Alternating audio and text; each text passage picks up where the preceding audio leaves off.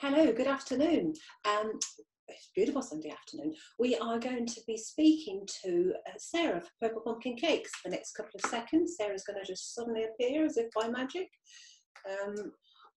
Where are we? Let me just put this over here. Okay. Yeah, as I said, we just give it a couple of seconds and then Sarah will log on. Oh, and there she is. With that, she appeared. Hi, Sarah. Hello. Hello. It's nice to see you this afternoon. Nice to see you too. Hope you're well. I am. I just have to give a little bit of a backstory. I'm kind of glad that we're not wearing the same frock. Yes. I'm wearing a pinafore today. Because Sarah and I both shop in the same place, often have the same frock. And when we sort of go to like wedding fairs and things, we just have to be a wee bit careful that we don't just rock up looking exactly the same. And when I actually put it on this morning, I thought, oh, I wonder if I should give Sarah a quick call and tell her what I'm putting on, so she knows. I'm in a cherry mood today. I'm all cherries today. Well, I'm sort of apples and bones and stuff. We're very fruity. Oh, there's another story. Maybe that's for a different video altogether. Right, okay, moving swiftly back to basics. Okay, tell me who you are. So I am Sarah Cooper-Smith and I am the owner and the only person totally involved in the Purple Pumpkin Cake Company. Now, I have known you, Sarah, for quite some years, and I've often thought it, but I've never asked it because it's never popped into my head. Where does the name Purple Pumpkin come from? So purple is my favourite colour, and normally when we're not in lockdown, my hair is bright purple. It is. But 6 weeks of washing has seen pay to that. So yeah, purple's my favourite colour, so that's where that came from. And then the pumpkin is to do with my love of Halloween. I actually have a blue mole, which is the sign of a witch, so I would have been burnt at the stake. And some people would say I am a witch, and that's fine. I wouldn't say that. And I absolutely love Halloween. We do a big Halloween bash every year, and I have as many Halloween decorations as I have Christmas. So yes, so that's where it came from. Oh, really? See, every day's a school day, isn't it? You actually learn something new, didn't you? Yep. Never knew that at all. Never knew that at all. Okay, I knew I was a witch. You just didn't know the rest of it. Right, Sarah, you are based in Rutland. What kind of area do you actually cover? So I live in Ryle, which is on the outskirts of Stamford, but technically I am Rutland. So as you come out of Stamford and into Ryle, you enter Rutland, and then you come out the other side of Ryle, you go back into Lincolnshire again. So we're kind of in like a little niche of Rutland that sticks into Lincolnshire. So I cover all around the Stamford and Peterborough area, and I cover Lincolnshire, Rutland, Leicestershire, Northamptonshire. Because of where I'm based, the counties all kind of dip in around me. So, but obviously I only cover parts of the counties that are in my area. So if you're saying North East Lincolnshire, which is up Cleethorpes way, I wouldn't cover you there, but I cover you in South Kesteven, Lincolnshire, certain parts of Cambridgeshire. Basically, it's sort of out the other side of Peterborough, this way out towards Grantham, over towards Leicester, and sort of round that area. So would you sort of say about now, bearing in mind my geography is rubbish, about like sort of a 30-mile radius, do you think, of Ryle? Possibly more than that. I mean, I go down to Bassmead Barnes. That's Cambridge way, isn't it? Is it Cambridge? Yeah, that's a good hour and a half drive, so I do go down that far. It does depend on the client. I mean, obviously, I don't charge for deliveries in and around the Stamford area, but once you sort of get past Peterborough, then I do start to charge for deliveries. So really it depends on what the client wants to pay. If the client really wants my work and is willing to pay for the delivery, then obviously I will travel. And it also depends on the design of the cake, because if it's a style that, you know, you can't be driving for hours in a car with it, then I would decline and recommend that they go to somebody that's more local to them. But I always discuss that with the client. I'm very honest about how far I will travel for free, and then I'm very honest about my delivery costs after that. So that's something for them to decide. Yeah, yeah, because obviously, I mean, the videos are going to be going into the virtual wedding hub on social media. They'll be going on to Instagram, and they'll be going on to YouTube as well. So whilst we are based in this kind of neck of the woods, there's lots of people that will be viewing it from like sort of further afield. So it's kind of good to know, you know, if someone I know falls that, in you know, love. and as you know, I know all of the other cake makers that Yeah, are yeah, there because we're all friends. yeah. And we all kind of gel over each other's areas, but have our own areas as well. So, you know, there will be somebody in the fair that will be able to accommodate everywhere. Yeah. You know, that's the way we kind of work. So, yeah. I mean, back in the day, in a previous life, as you know, I used to make wedding cakes. And there's nothing guaranteed to make you feel every bump in the road quicker than when you have like sort of a wedding cake in the back. Oh, yes. Yeah, you can travel on a road every day and you will not realise how bad that road is until you've got a 4-tier wedding cake in the back of your car. Yeah, yeah, yeah. It's Totally. the best laxative known to man, I was saying. Oh, woman. Oh, my God. Yeah.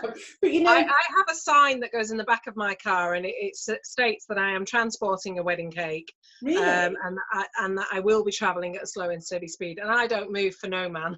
No, that is good though. That's a good idea. Now, see, why didn't I think about this back in the day? I used to just drive along, twinkling along, thinking, "Don't beep, don't for goodness sake, I'm doing the best." Oh no, I have a sign. Yeah. There is one of those signs that actually says, "Don't hoot, I'm pedaling as fast as I can," doesn't it? Yeah.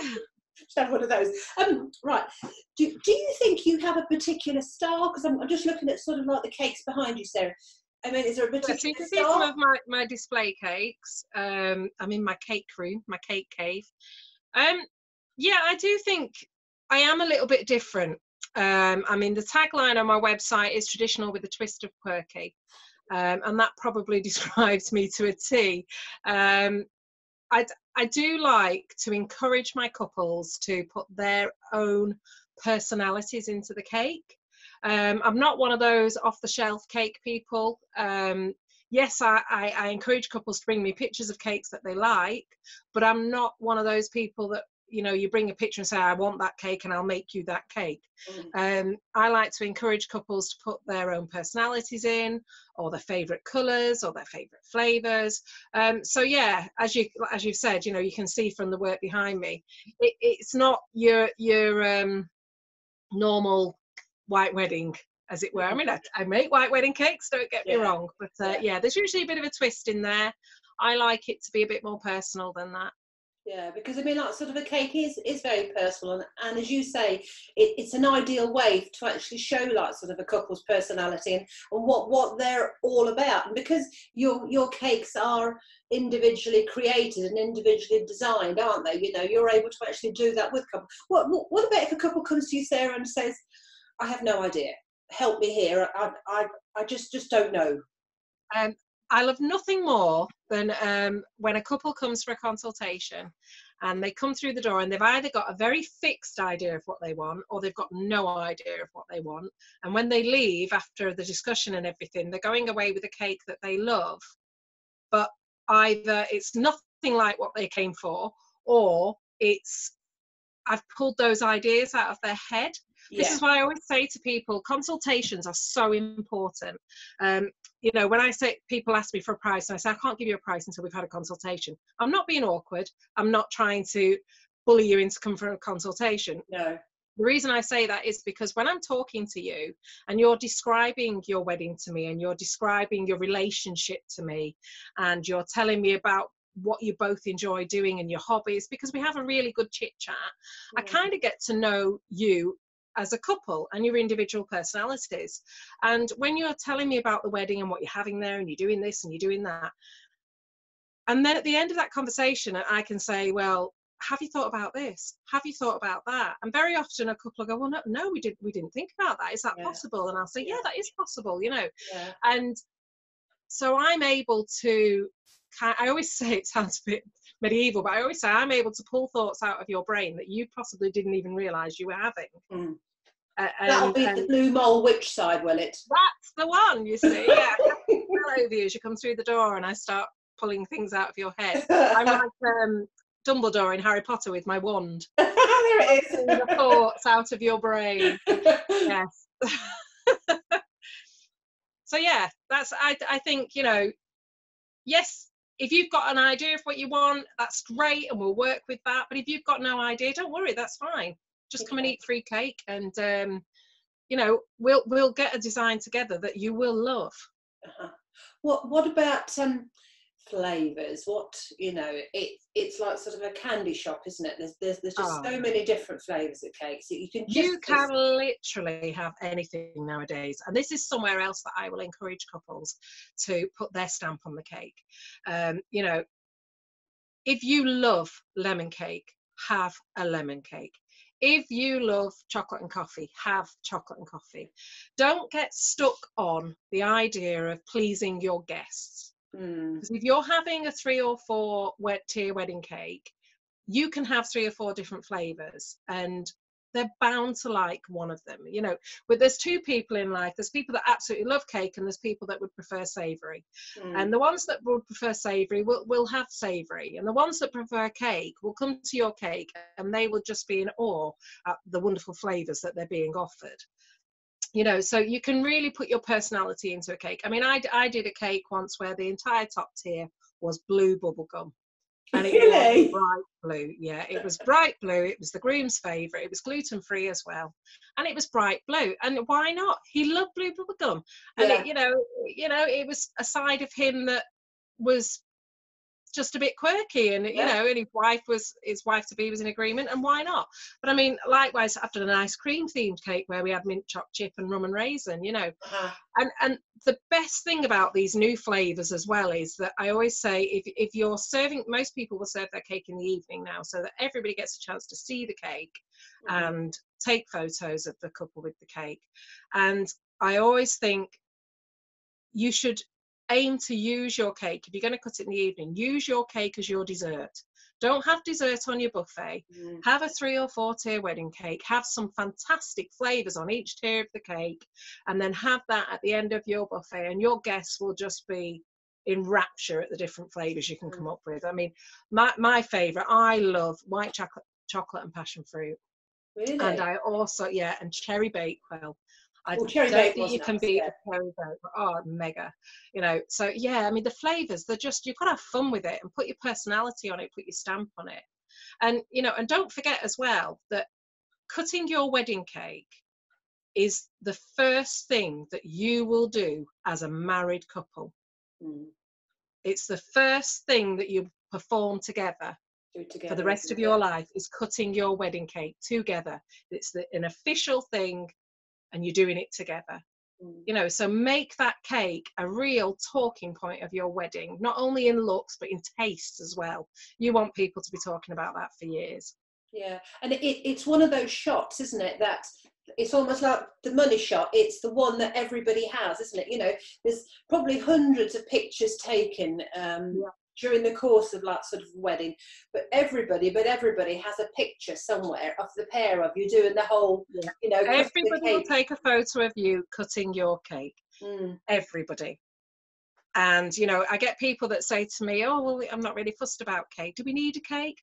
Because everybody will take a photo of you cutting your cake, and it is the first official thing that you will do as a married couple. Yeah, because everybody crowds around, don't they, you know, and there's almost like an official sort of ceremony behind it, really. It's almost like sort of a rite of passage. It's a ritual. Oh, I'm going to cut the cake, and we all run over with lots of your iPhones, and everybody's there, isn't it, trying to the DJ stops the music and said, you know, Mr. and Mrs. whoever are now going to cut their cake. Please make your way to the dance floor, you know, and it's a big thing. It's a massive thing. It's a big thing, yeah, that's right. And Sarah, what about if you've always wanted to have this great big 3-tier, very impressive tier wedding cake, but you're having a smaller wedding, you know, are you still able to sort of do that? Well, yeah, I mean, I think I'm very much, I don't like to sell people more cake than they need. I mean, this is something that comes up in the discussion at the consultation. I always ask you, is it going to be the dessert in the evening? How many people have you got coming? Because I want to make sure that you're not left with loads of leftover cake. You're spending a lot of money on your cake. You want people to enjoy it. I want people to eat my cake and enjoy it. I don't want it to be sat in a box somewhere. So yeah, I think for me, I know a lot of people will say you can have dummy tiers. And that is a way to have a big impressive cake but not so much cake at the end of it. Personally, I don't recommend that. Yes, you can have dummy tiers.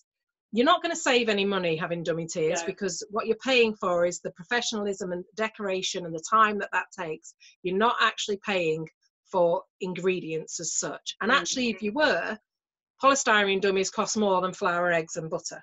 Yeah, so they do. Yeah. You're not going to save any money. Yeah. All of my cakes are baked fresh. So if you've got any cake left, you can freeze it. And that'll sit in your freezer for 6 to 8 weeks, and you can just keep on getting it out and eating it, chop it up before you freeze it, send it off to family. I think if you're going to have a big cake, have it all cake. There's nothing wrong with smaller wedding cakes, though. I mean, I've done smaller wedding cakes. I've done 1-tier cakes. I've done 2-tier cakes. They can still look fantastic, and they can still tie in very well with the theme of your wedding. It's down to the couples. It's what you want to spend on your cake. It's the look that you want, and it's down to you. And like I say, that's comes out in the discussion at the consultation, I find. Okay.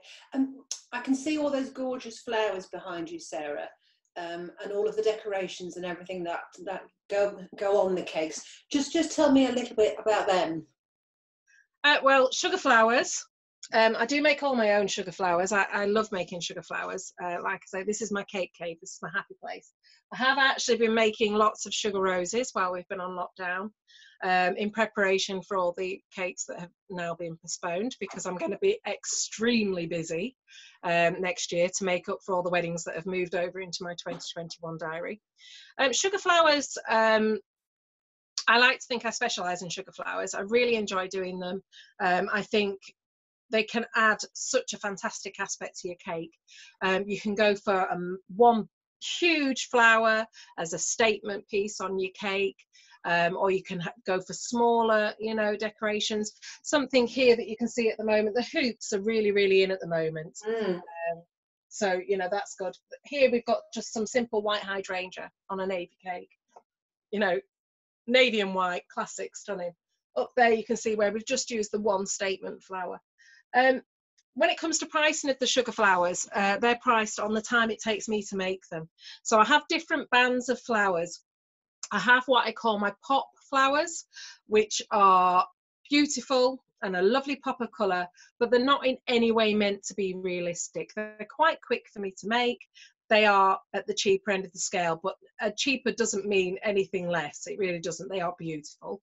And then further up the scale, you have the lifelike flowers. And obviously they can take me days to make, because I have to wire every petal individually and add it individually constantly. And they are more expensive. But when it comes to something like that, that's normally a statement flower, and you're not having so much fuss elsewhere in the cake. So, it kind of can even out the cost. I like to play with everything as well. I mean, I love the themed things. We've got a honey one up here, themed honey cake. I love bright colours. I think bright colours for a wedding cake, so you've got the greens and the reds. I just think it really makes it pop, and it makes it a central standing piece on its own. They are. And I mean, again, going back to my sort of cake making days, I do know the amount of time it actually takes just making one. If I say one simple rose, it's not just a simple rose. You're talking petal by petal. You're actually creating it, isn't it?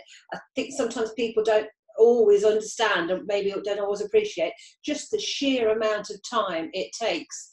I know when I display at wedding fairs very often, and when I'm discussing with people at a wedding fair, and they'll say about price, and I start to talk about the price of my sugar flowers, and they stop me and say, are they sugar? And I say, yeah, they're sugar. And go, oh, I thought they were just fake. No, they're sugar. I've made them. And they can't believe that I've made them because of the intricacy that is in them. But yeah, I do think when it comes to the cost of it, you kind of have to appreciate the time that goes into it. It can take, I can wire petals, and then I have to leave them for a whole 24 hours before I then can go back to it and assemble the actual flower. It is hours of work. Yeah. And one of the things that, similar to you, Sarah, I have had that conversation when people have sort of said, oh, are they sugar? And I used to say yes. And people used to then a lot of the time follow on with the question, can I eat them? And I would often say, no, don't. One, for the fact that it's taken me forever to make the thing, and two, I have had people eat them. I have had people eat them, and technically, yes, they are edible. They are made from sugar, but they do have wires in them. You know, we do have to stabilize them in some way. Personally, I wouldn't eat them. They're made from a special icing that dries quite hard. And it's not something that I would enjoy eating, but then I'm not very fond of sugar. I am more of a savoury person, funnily enough. But yeah, I have had people eat them. So yeah. I've always said to people, no, don't, don't, especially because you've got sort of wires and all kinds of things. I think, no. They're sucking the wires. I mean, if it's like sort of the little small ones, like them used to do like little daisies or something or other, you stick them on, slightly different ball game. But if you're talking like sort of a beautiful rose creation, or, one of the orchids or one of the lilies or something, and you're and trying to... Well, a lot of people do, and I've actually got some at the moment that a lady returned to me just before lockdown. She's returned her sugar flowers to me from her wedding cake. So a couple of them got broken on the day, and with moving the cake around and taking them off the cake, and the hotel put them in a box. And so I'm actually going to repair the ones that are broken, and then I'm going to put them into an arrangement for her, and she's ordering herself a glass dome. She wants to keep them on display. So people do that, or people, I mean, I've still got the flowers from my wedding cake in a cardboard box in the loft in my wedding box, and people do keep them forever. I've still got the hedgehogs off my 18th birthday cake. We won't go back to how long ago that was. But yeah, so people do keep them. They're important. They're a part of your wedding day. Yeah. I mean, I used to say to people, keep them out in direct sunlight, because direct sunlight isn't great, but providing that you sort of keep them somewhere that they're not sort of sitting in the sun. And not in a Tupperware box. A lot of people will whack them straight in a Tupperware box. That will make them melt. It'll make them go soggy. They need to be in cardboard, tissue paper and cardboard. But the other thing as well is nowadays we can get edible flowers. So, they do have to be sourced from a reputable organic supplier, because they can't have any pesticides or anything at any stage of their growth. But yeah, they can be ordered online from some very good suppliers. And then particularly if you're having a naked or a semi-naked cake, you can add these lovely edible pansies and violas and all of them. And then you can literally just chop your cake up and serve it, and the guests can eat it, and they don't need to worry about taking them off. So there's always that option. Yeah. Well, I mean, we sort of briefly talked about is it sort of the health and safety the wisest thing for them to be doing? It goes without saying that you're obviously registered with like sort of the environmental health and everything like that. Yeah. So I'm fully registered, so I've got a 5-star hygiene rating. I actually work from my kitchen at my home, so the council have been out and have inspected my kitchen, and it has been given a 5-star rating. I have all of my health and hygiene qualifications. I also have already completed my allergen training, which isn't required by law yet, funnily enough, a bit bizarre, but there we go. And I also have public liability insurance, should anybody have any issues at all. So yeah, it's really important that you use a reputable cake maker. You might get it cheaper, but then you might come unstuck later when you find out that they don't have any of these things if something goes horrendously wrong. So yeah, make sure you do your background research. Yeah, and that's like you sort of said before, when you sort of briefly talked about cost and things, that's part of also what you're paying for. You are paying for a professional service, as opposed to like your granny making a cake. Now, there's nothing wrong with your granny making a cake, but maybe like your wedding cake maybe might not be the best time to sort of do it. And this is the thing as well, we all go shopping. We don't at the moment, but normally, when we're lucky people, we go out to shops and we go into wherever, and we buy our goods and we take them home, and we don't quibble about the price, and we don't really think about what's in the background of that price. But you are paying for everything in that price. You're paying for the transport of the goods, you're paying for the insurance of the company that is selling you the goods, you're paying for the wages of all the staff that are involved in that company, and everything like that is already in the price that you're paying. And just like that, people like me that work from home, we have to factor all of that in as well. So when you're paying for your cake, you are not just paying for the ingredients, you are paying for the insurance, you're paying for the travel, for me to go and get my ingredients, you're paying for all of the hours of paperwork that I do, all of the hours of tax returns that I do, all of the social media hours, all of the courses that I go on to keep my, you know, skills up to date and relevant. You're paying for all of that, and that's all in that price. I'm not going to break that down for you. That is that price, just the same as it is if you walk into your local supermarket and buy something off the shelf. It's all there in that price. Yeah, and I think that's the subtle difference as well, because I mean, if you go to like sort of one of the high street, you can pick up a cake. But the thing is, I think what a lot of people don't always realise is that that's essentially a packet mix. It's just add water to it, and it's basically mass produced, and it's full of preservatives. You know, there's a reason why there is a use by cake on cakes provided to you by professional cake makers. You should always be given an allergen form with your cake, which is something I always pass on to the venue when I deliver a cake. And it will have an eat by date on there, because there are no preservatives in my product. No. It is made fresh. It is made to be eaten fresh. And that's the difference between me and a supermarket. If you knew how long that cake that's in that box that you bought from the supermarket, if you knew how long that had been in that box before it even gets onto the shelf, it's quite scary, actually. If you have a look at the ingredients list on the back of a pre-made cake, it isn't just flour, eggs, butter and sugar, I can assure you. Yeah, it's kind of scary. It would actually put you off, wouldn't it? You know, you think, oh my days, Don't get me wrong, I love a tray bake. So if somebody actually saw you at a truly scrumptious wedding fair, plug in there, I mean, how soon should they be thinking about booking their cake company? Well, that's changed this year, hasn't it? So normally I'm booking the year ahead and possibly some into the year after.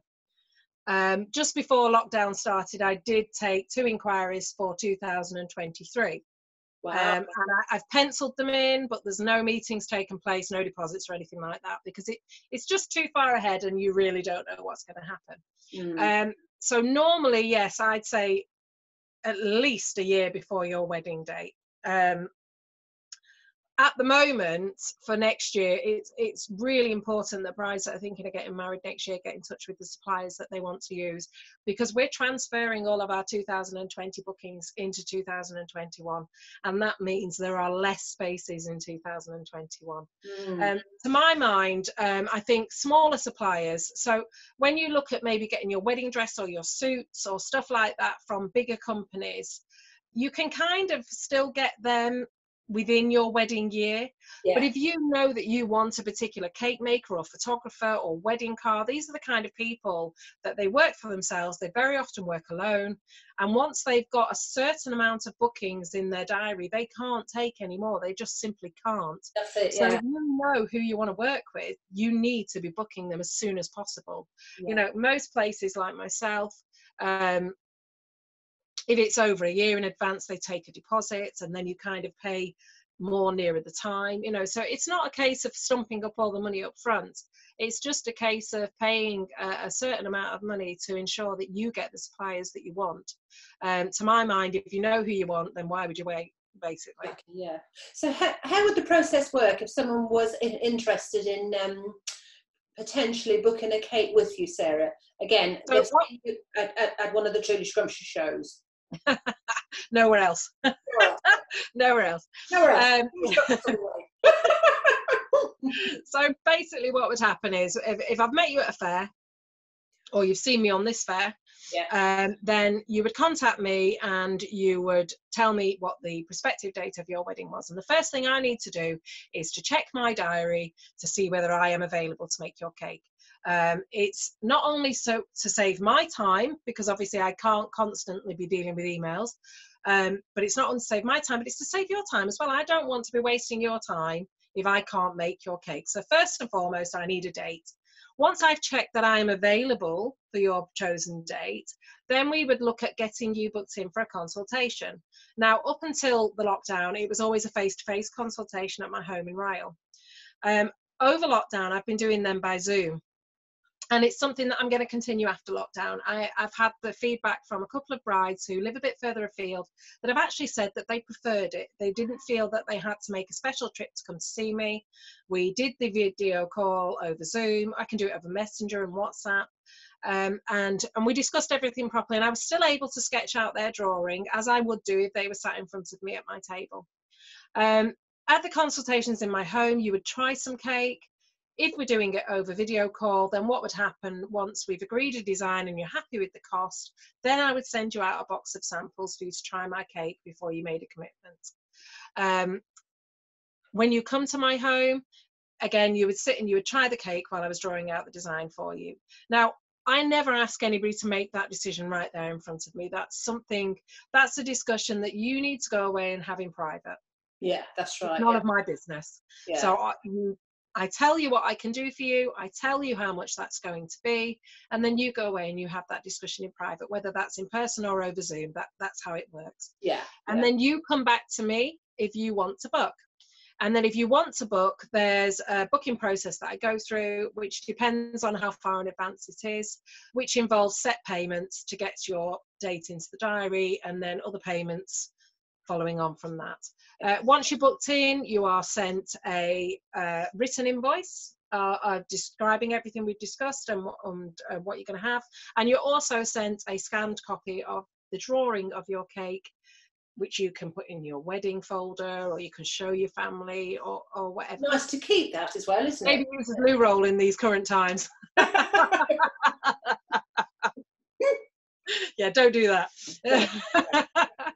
No, keep it somewhere safe.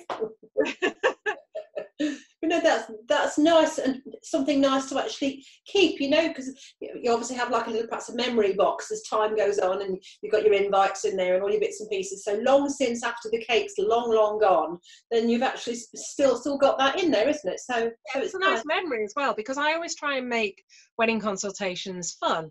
Yeah. You know, when people turn up and they're stressed, I say, well, you don't need to be stressed now. Just breathe, calm down. Yeah. This is supposed to be one of the most enjoyable times of your life. Why do you want to be stressed? Yeah, yeah. You know, if nothing else, just sit and eat cake. Yeah. You know, you've got to be happy with that, haven't you? Well, there we go, yeah. So, and likewise, when it comes to the delivery of the cake as well, you know, it's your day. You don't need to be worrying about things like that. The week of your wedding, I'm going to contact your venue. I'm going to arrange delivery. I'm going to arrange a convenient time with your venue that I can get there. I can set it up. You don't need to worry about any of that. No. You know, you just need to enjoy your day. You just need to get yourself married, and then you'll look over and the cake will be there, and it'll all be good. So if you had to give a couple, what would be your wedding tip? Enjoy it. Enjoy it. Really, just enjoy it. You know, hopefully you're never going to do this again. Yeah. Hopefully, you know, this is a one-time thing. It's going to cost you a lot of money. All of your family are going to be there. Just enjoy it. And I always say to my couples, enjoy every moment of the day, because you suddenly turn around and it's nearly over and you think, where did that go? Exactly. Taking every moment, from the moment you get up in the morning, no matter how silly, because it'll be the silly things you remember. Yeah. I can remember my mum sticking her head round the bedroom door and catching me and my bridesmaids on the champagne and shouting, where's mine? You know, it's always the silly things you remember. Enjoy every moment, every single second. Soak it up and enjoy it. Yeah, that's exactly what I used to tell my couples. If I put my wedding planner hat on, I used to say to them, savour every moment, because literally in a heartbeat you will look and it's 10:30 at night and you'll think, well, where's that gone? And I'll tell you another tip I'll give couples with the cake, and this is something else I say to my couples as well, especially if you've got more than one flavour, if you're having more than one flavour. Make sure you tell your caterers or your venue, however you're doing it, that you want them to put a couple of pieces of each tier on a plate in the kitchen. Because when you are talking to all of your guests and you're wandering around, you forget to eat. You really do. Yeah. And you forget to even drink sometimes. I can always got a fantastic photo of my matron of honour with a cup of tea in her hand, staring into the distance, and she's trying to find me to give me a cup of tea because she knows I won't have had one, you know. Yeah. Later on it was something a little bit more daring, I can assure you. But, you know, so make sure they put that in the kitchen for you, because at the end of the night when you go, oh, I didn't have any of my cake. You go, but we've got cake, you know. And whether you have that back in your room or you have it the next morning for breakfast, whatever, just make sure you say to them, put a piece of each or 2 pieces of each away so that we can enjoy it at our leisure. That's a good tip, because then that way they don't get to actually miss out on the cake, do they? They get to enjoy the cake that they've spent all this time looking forward to actually eating, haven't they? Exactly. And also it's quite nice to have it the day after. I had cake for breakfast the day after my wedding. I can totally recommend it. Oh yeah, absolutely. Cake and pizza. I mean, I've been known to eat pizza for breakfast. I've been known to have all sorts of things for breakfast, but that's a story. But anyway, okay. So Sarah can be found at the virtual wedding show, which is taking place this weekend. Now, this video it's going to go on YouTube. It's going to go on in the virtual wedding hub. It's going to go on the main page. It's going to go on Instagram. It's going to go everywhere. So if you're watching it and it's not the 7th, 8th, 9th and 10th of May, then the wedding show isn't happening this weekend. It will have already happened. So what we will do, I'll put Sarah's website and the telephone number and the email details in the comments, so that if you're watching it any other time, you'll be able to actually get in touch with Sarah. But Sarah will be involved in the virtual wedding show 8th, 9th and 10th of May. She'll be available. I can't remember if you're doing a live or if you're doing a video. I can't remember, Sarah. Is it a live or is it a video? I can't remember. I said I'd do a live, but I haven't actually been given a time or a date yet. No, work in progress, work in progress. I do have you on the list. Can it not be when I'll be drunk, please? As long as I'm not drunk, we're fine. We'll be all right. Maybe that's why I haven't given it to you yet. It's been a long day. What can I say? I'm partial to a gin. Okay, Sarah's going to be doing a live, which will be posted out. And I will pop it actually at beforehand. But again, if you're watching this at some other time, then you won't see Sarah's live. But you can pop over to Sarah's website and you can have a chat and you can sort out everything from there. Okay, thank you so much. Nice to speak to you as always. I'm so glad that we didn't rock up in the same frock. When the first time that we've done that. Right. All right, bye-bye. Bye-bye, thank you.